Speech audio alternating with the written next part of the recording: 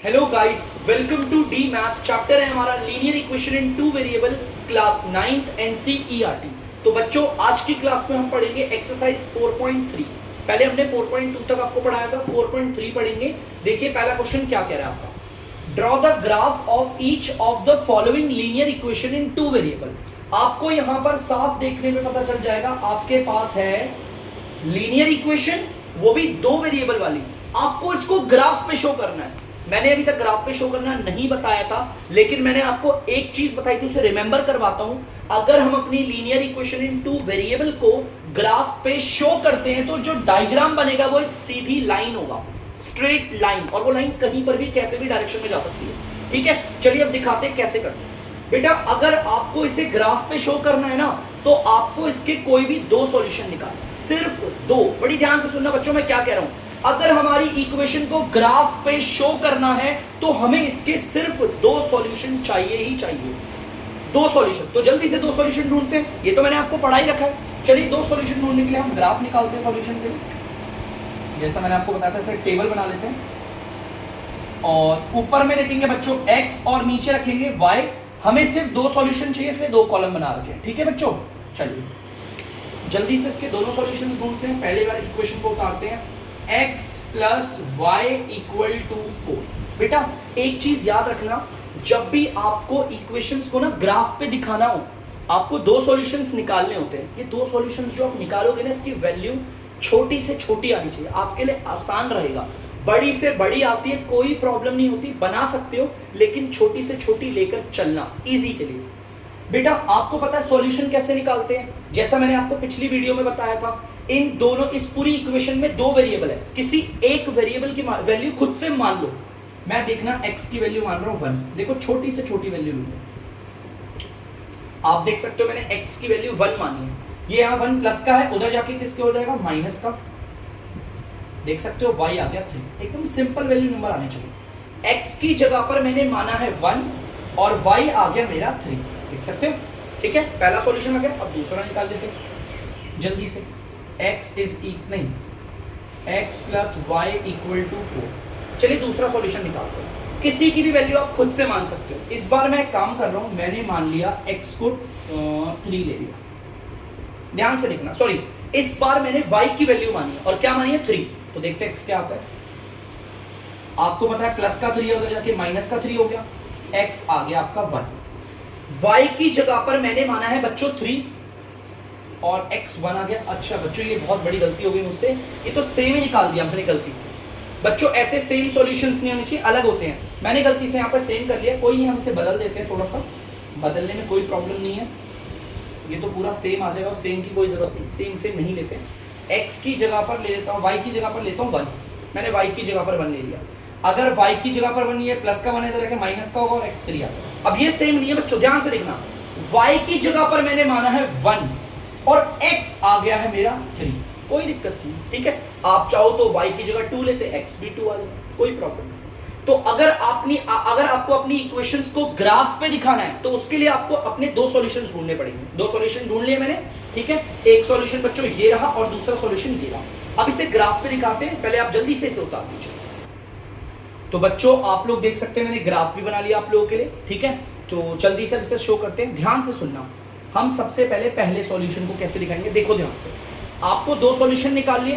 पहले तो हम इस पहले वाले सॉल्यूशन को यहाँ पर प्लॉट करेंगे, फिर दूसरे वाले सॉल्यूशन को प्लॉट करेंगे। ध्यान से सुनना, x की वैल्यू 1 है, ध्यान से सुनना।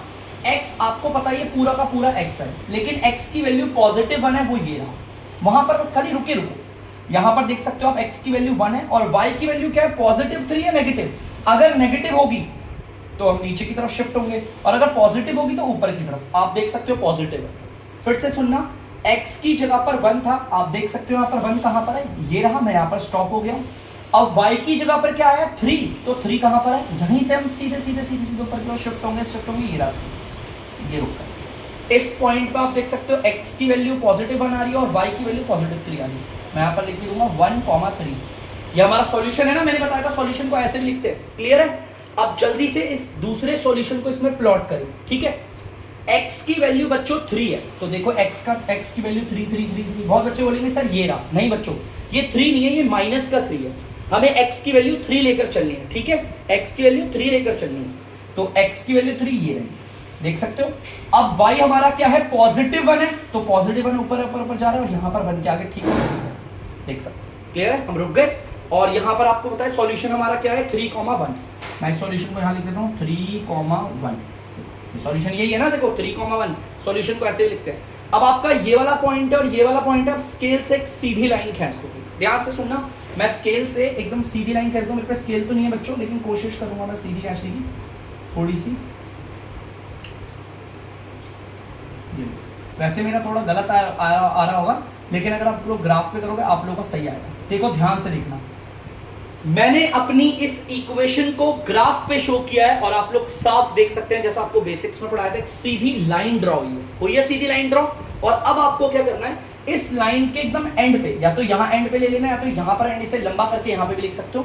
आपको अपनी इक्वेशन लिखनी है, तो x + y = 4 है ना, तो मैं यहां पे लिख देता हूं x + y = 4, ठीक है। बता भी दिया मैंने कौन सी इक्वेशन का मैंने ग्राफ करना है। तो जैसा मैंने आपको बताया था, लीनियर इक्वेशन इन 2 वेरिएबल को अगर आप ग्राफ पे शो करोगे तो हमेशा डायग्राम एक सीधी लाइन का आएगा। इक्वेशन को ग्राफ पे शो करना है तो उसके लिए सबसे पहले आपको 2 सॉल्यूशन निकालने हैं, उन्हें प्लॉट करना है और फिर सीधी लाइन खींच देनी है। सिंपल है, बहुत आसान है। जल्दी से करते हैं आगे अगला।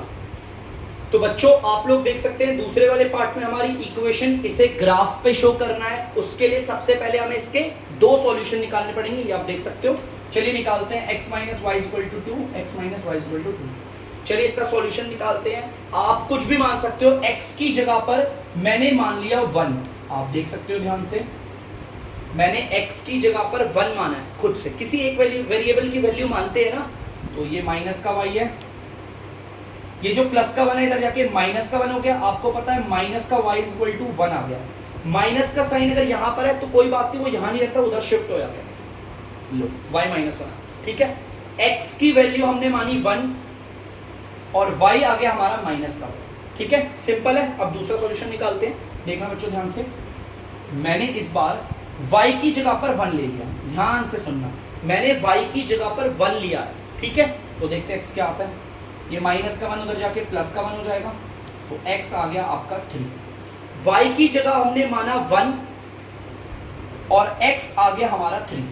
किसी एक वेरिएबल की वैल्यू आप मानो, दूसरे की सॉल्व करके आ जाती है, ठीक है।